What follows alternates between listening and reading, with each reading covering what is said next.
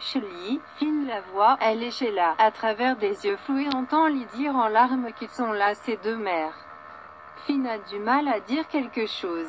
Lee demande « Qu'est-ce que c'est ?» Enfin, il demande Steffi, mais retombe ensuite dans l'inconscience. Sheila s'émerveille qu'il ait demandé sa femme. Contre toute attente, il va y arriver. « Je n'ai pas tué mon fils. Je vais avoir une autre opportunité d'être une mère pour lui », s'exclame-t-elle les larmes aux yeux. Lee cache son regard de dégoût alors qu'elle surveille Finn. Au chalet, Hope parlé à Liam de Donna et Eric et gémit qu'elle déteste savoir ce qu'elle sait maintenant. Elle récapitule qu'elle pense que les vœux de mariage doivent être respectés. Mais les choses ne sont plus les mêmes depuis que Quinn et Carter ont eu leur liaison.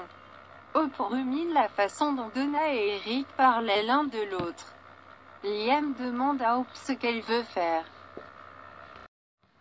Ridge arrive à la cabane avec quelque chose que Liam et Hope doivent savoir. Sheila s'est échappée. Liam cherche à s'assurer que Sheila ne sait pas où se trouvent Steffi et les enfants. Hope mentionne lui et Liam exhorte Ridge à essayer de la joindre à nouveau. Shelly, son téléphone sonne et il voit que c'est Ridge.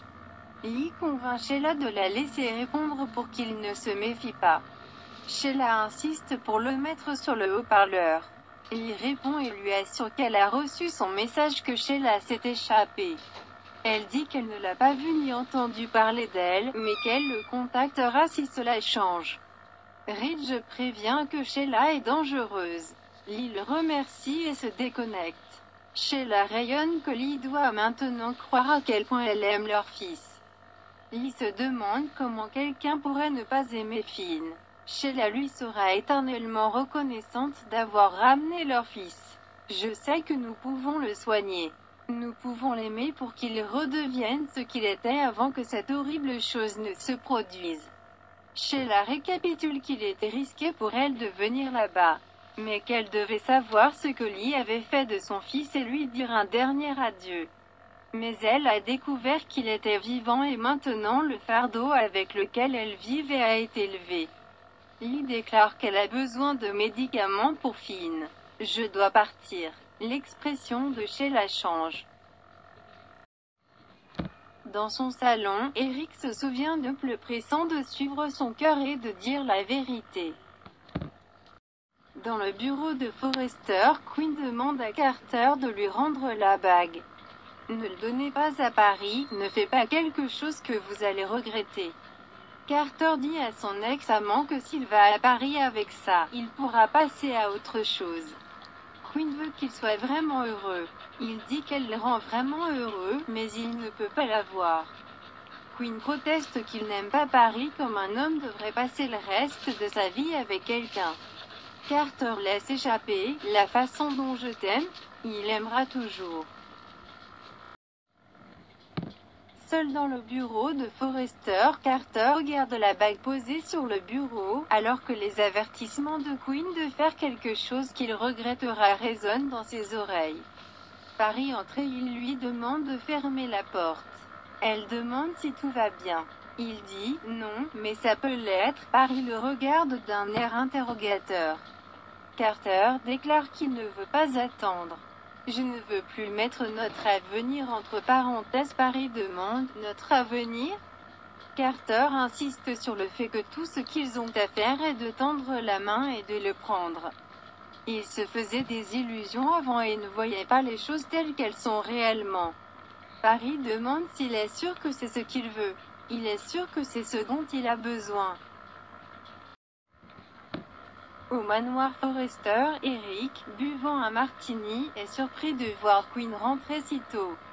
Il demande si elle va bien. Quinn admet qu'elle s'inquiète pour Carter, mais s'excuse ensuite d'en avoir parlé. En fait, elle ne veut pas parler du tout. Quinn veut retrouver leur chemin vers ce qu'ils étaient lorsqu'il a accroché le portrait au-dessus de la cheminée. « Tu me manques. Nous nous manquons », s'exclame Quinn. Eric le sait. Quinn pense qu'ils ont un mariage pour lequel il vaut la peine de se battre et veut savoir qu'il ressent la même chose. Eric a l'air mal à l'aise alors qu'elle tend la main et place sa main sur son genou. Chez Forrester, Carter veut construire quelque chose de merveilleux avec Paris et ajoute quelque chose qui commence par ça. Il lui montre la bague dans sa main. Paris reste bouche bée. Tu veux m'épouser? Carter implore. Dis oui. Dis que tu seras ma femme.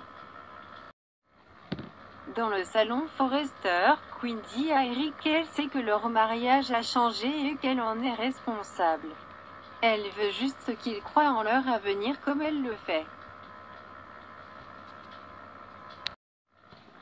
Au chalet, Liam, Operidge espère que Baker et la police trouveront et appréhenderont Sheila avant qu'elle ne puisse faire plus de ravages.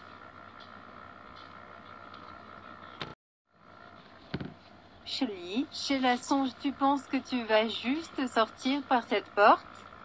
Lee répond, oui, et tu vas me laisser faire parce que tu sais ce qui va se passer si tu ne le fais pas. Finn va mourir.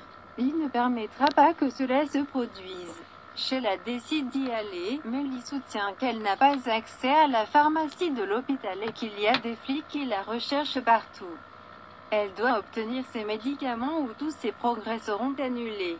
Sheila est déchirée, alors lit la presse, laisse-moi partir. La vie de notre fils en dépend. Sheila cède, très bien. Va chercher les médicaments de Finn. Je te fais confiance. Lee attrape son manteau et son sac à main et quitte la pièce, s'arrêtant pour respirer devant la porte. Elle sort son téléphone et compose le numéro d'urgence. Elle tente d'expliquer à quel point son appel est urgent lorsque Sheila apparaît. Le temps ralentit alors qu'un Lee terrifié regarde la furieuse Sheila, qui fait tomber le téléphone et la regarde avec un regard carrément meurtrier.